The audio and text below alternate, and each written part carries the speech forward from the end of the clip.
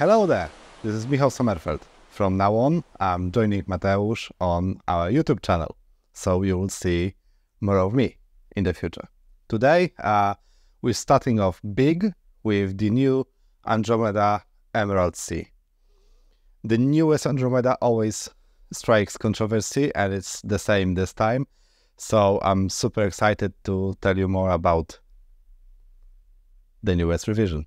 The packaging with the new products from Campfire Audio has changed, and they have started to develop their own packaging in-house because of the supply chain issues that are still pretty relevant. The packaging is composed of a laser cut pieces of wood, and it is obviously much larger than it used to be, but with the exhibit setup with the hand where you can just put your IEMs on, it's just crazy, you know. I love it so much. It's so over the top, you know. It's just, can we do it? Yeah. Why would we do it? Because we can. Because you deserve it. The accessories are really good. So you get the IEMs with 3 cables with 3 terminations. You get a leather pouch. I'm kind of split on it because the previous pouches were really, really good. This one's larger. It requires more space, but it's easier to hide a dongle in it without risking some scratches. So kind of pick your poison, really. To that you get some certificates, manuals, you know, stuff, the usual stuff. And also you get, as usual, 2 sets of tips, the foams and the silicone ones. And I'm using foams extensively. They're so comfortable. Campfire has the best foams. I said it. I love them the most, you know.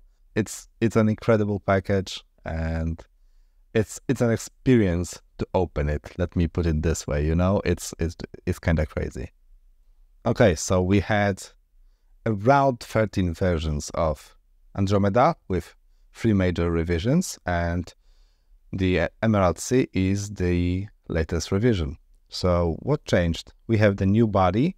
It's still aluminum, that is CNC milled, but now the faceplate is clean. There are no screws on it. The screws are on the sides.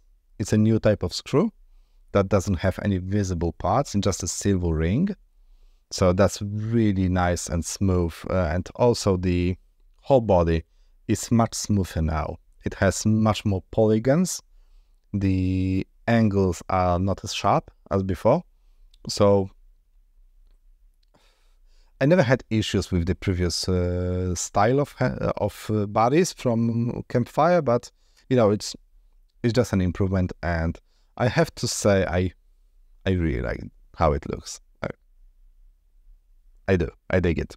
You know, inside you'll find, as always, the 5 driver arrangement, 5 balance armatures, but this time we have a new design from Knowles called dual diaphragm. So what I imagine what that means is that when you have the magnetic drive that pushes the diaphragm up and down, then you have a second diaphragm on the other side. So you have double the diaphragm surface area for the same driver. So what it does is that either increases sensitivity, which is something that Andromeda doesn't need already, or it lowers the distortion, because to produce the same sound pressure, you need less movement because you have 2 diaphragms moving. Something kind of like you see with speakers when you have multiple drivers, but we are not speaking about speakers today. Spoiler. Okay, back to the topic, guys. Inside you'll see, you won't because it's closed, but inside you will find solid body design, which is a 3D printed waveguide that connects all of the drivers and the nozzle.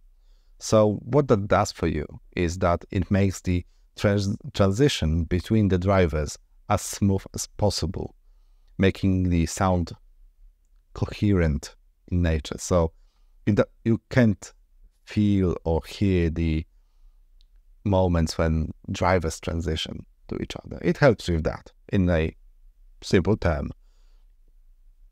Do you know this saying that karma is a bitch? well, Andromeda can be called karma, really, because with 94 decibels sensitivity from 12 millivolts and 6.4 ohm impedance, it's really hard to drive. With this amount of sensitivity, like every bit of noise that you have in your system will be amplified and you will hear it. Also, it's very transparent, so every shortcomings of your gear, you will hear them. But on the other hand, give it a good amplifier and DAC and you will be in heaven. So I switched from the Hi-Fi Go bar, which was kind of noisy, to the Quest-style M15, and it's a blast. It's a fantastic DAC amp, and it pairs with Andromeda just so well. They go together fantastically, and the difference, like how good the Andromeda gets with the Quest-style over the Hi-Fi Go bar is crazy. It's a great combo, really. Campfire audio, so of course the build quality is excellent, it's spotless, nothing you can really complain about. And fit, well, I never had any issues with Campfire audio products in the past, even though they have very wide nozzles. And the MLC is a refinement of the previous design, so still no issues. And I do have smaller ears, so if you have those and you're afraid if the new Andromeda will be comfortable for you, it probably will. You should try it, of course, but I think it's gonna be fine, you know? Another new thing is the new cable. So this is called TimeStream cable, and when buying Andromeda you get 3 of those. So they don't have a switchable plug, you get 3 cables. I mean, it's no compromise, I guess. The cable is flat, has 4 conductors, it's unshielded, uses high purity copper that is silver plated. I was a little bit skeptical about the comfort of a flat cable, because in the past I had very mixed experience, but this one's really good and it doesn't tangle up too much. It's all right. I can use it daily. It's a really good cable. I can't complain, really. And you get 3 of those with 4.4mm jack, with 3.5 and the 2.5mm jack, which I guess just can't die already. Okay, let's talk about the sound. That's gonna be spicy, because there is a controversy. I mean, maybe not controversy, but people are angry that Campfire dared to change the tuning of Andromedas and went from more flat, neutral tuning to a warmer one. I can see people being emotional about Andromeda because it's something that's been with us for a very long time, and it kind of set a standard for high-end IEMs with bass amateurs. So I can see why people feel a certain way about the change, but I have to say that after some considerations, I understand Campfire Audio who wanted to do something slightly different, because how many times you can launch the same design with just some tweaks, you know?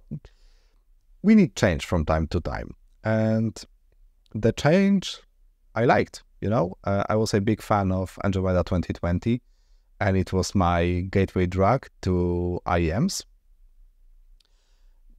But when listening to them head to head, I have to say that I really enjoy the Emerald Sea a little bit more.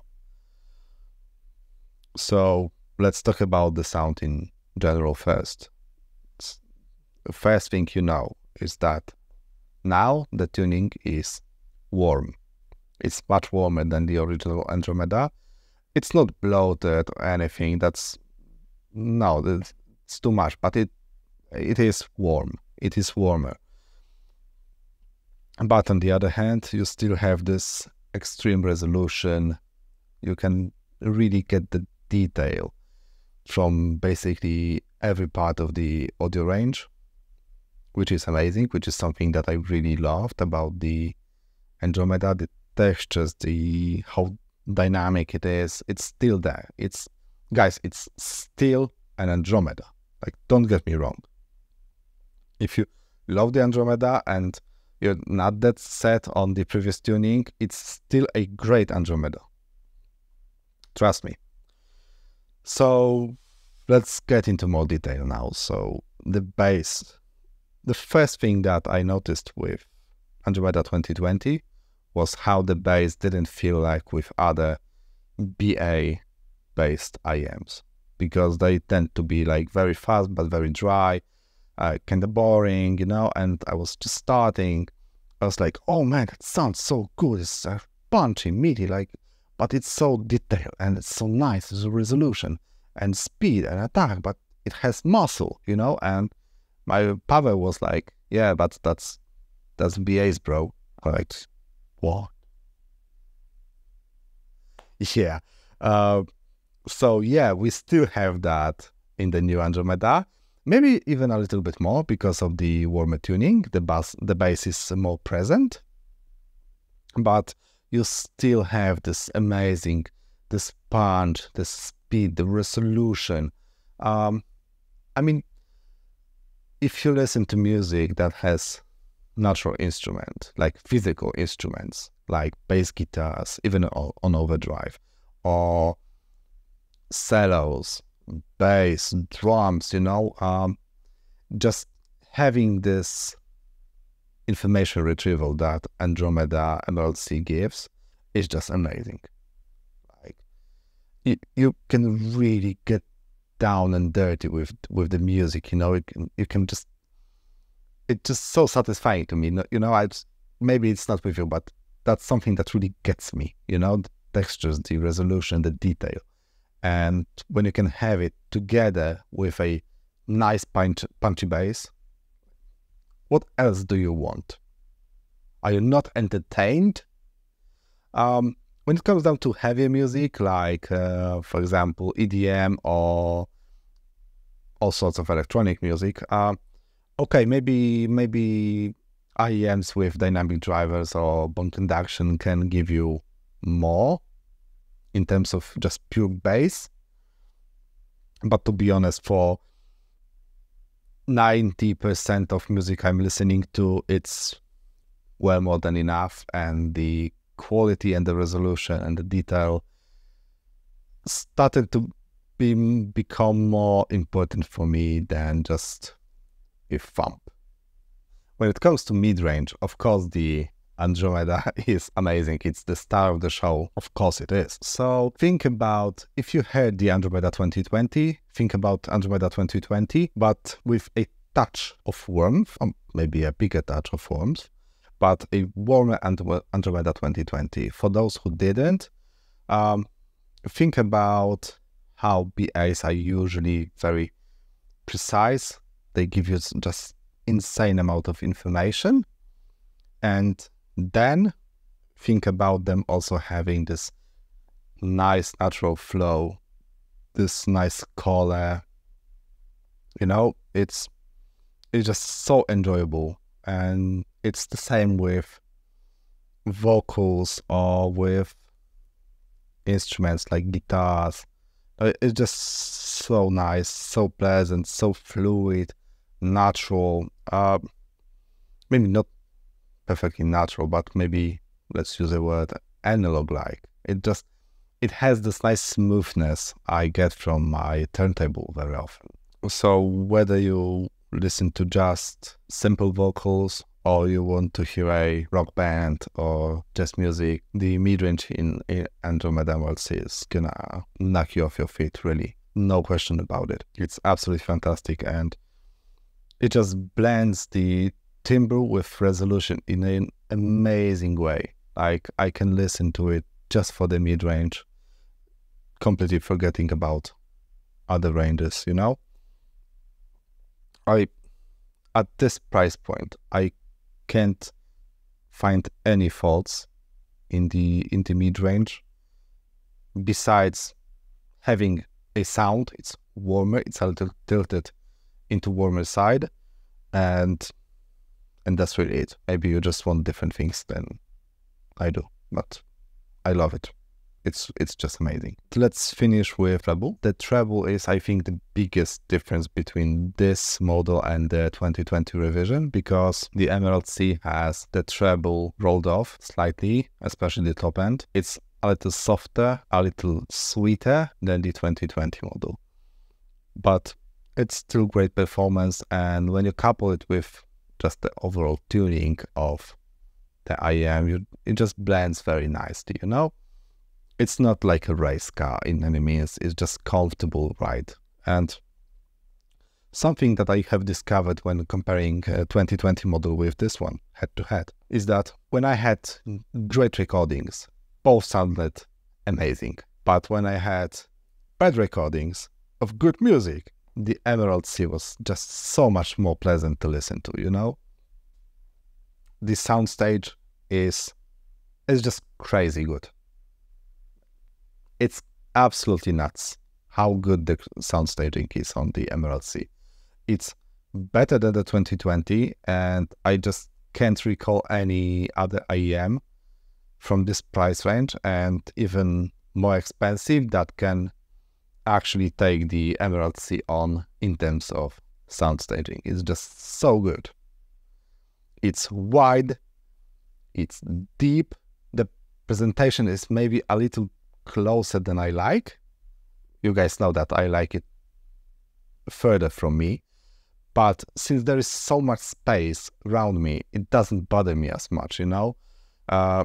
It's pinpoint accurate, it's just holographic, it's crazy. It's absolutely incredible and clear step up above the 2020 model. So highly recommended if you are looking for great sound staging. Okay guys, let's talk comparisons. So the main competitor for Andromeda for me would be the Craftease Aurum. It's a Polish IEM that is made in Poznań, which is 3 hours away from me. Aurum is a hybrid with ESTs, balance amateurs, and the dynamic driver. I really enjoyed it because it's a fun sounding, very universal IEM, very balanced sounding. So I have compared them extensively because I use both very often, and I have to say I prefer Andromeda slightly because of the resolution, because of the sound staging. But as I mentioned before about bass, if you want more thump, more muscle, more meat on the bones, Aurum will be much better with just little compromise in overall detail. So both are fantastic positions, and I highly recommend both. When it comes down to mid-range, the Andromeda wins, just it's not even a contest. And in treble, interestingly enough, I much rather like the Aurum because it has more extensions thanks to the electrostatic tweeters. And just cleaner, faster, a little leaner and meaner, but you know, kind of depends on you. And for me, it just depends on the mood, you know. Both are great. Andromeda, although I would say Andromeda is slightly better, but depending on your needs, the Aurum can be better, you know. Both amazing. And the other IEM I used for the comparisons is the Westone Mach 60, the newest revision. They have tried to create IEMs, universal IEMs, that sounded like the famous custom series. It's also a pure BA construction using 6 balance amateurs. And let's just say that Westone needs to do better. because it's not even close. Guys, like, I can maybe see Mach 16 being used by musicians because it's very light and very comfortable. But if you actually care about sound quality, just don't buy that model. It's not there. It's not up to standards, you know. And now about some pairings. So in the review, I have been using the iFile Go bar, but as I told you in previous part, I have stopped using it because I have switched to Questyle M15, review coming in soon. So it is an absolutely fantastic dongle, and now I understand why people say it's one of the best on the market. It truly is. I can tell you that already. With its ESS chip, which, you know, I'm not too fond of, but it's implemented really, really good, and it drives Andromedas like a dream. And the dynamics and the bass that you're getting with this combo is just, it's incredible. Like, it doesn't sound like any BA design that I've heard before. So those two together, and you can just enjoy your life. Really, I truly believe that. But if you don't want to spend $250 on a dongle that doesn't have its own volume control, you can also use the Lotu Paw S1. I have tried it when I was testing the Andromeda 2020, and it was a second-hand device in the store, just one of the last ones. And I have to say I was very pleasantly surprised about how good it sounded with the Emerald C. It couldn't pull off as much dynamics or resolution as the M15, but for the price, it was something like $150. It was great. It was really, really good. So on a budget, great solution, but if you want to get the best of Andromeda, you will have to spend some money. It is what it is, you know? Okay, so let's put it together. We have the newest revision of beloved Andromeda series, the Emerald C. It features new design, new solutions, same old lovely quality. That new tuning is warmer, which for quite some people may not be what they expected, but that's what we're getting. But on the other hand, you can't refuse that the overall sound quality is an improvement, especially the sound staging. It's really good. So if you're not that set on the 2020 tuning, the Emerald C is just amazing. If you prefer the 2020, that's fine. We can still be friends, you know? Let's just not fight about it. The packaging and the accessories it's really, really good. You get everything you need, actually. And as always, pairing with DACAMs is pain, but I guess it's part of the experience, you know. So yeah, the new Andromeda Emerald C is here, and it's just an amazing IEM. I love it. I use it a lot, and I don't know if I can recommend it more than that. And I'll see you in the next one. Thank you.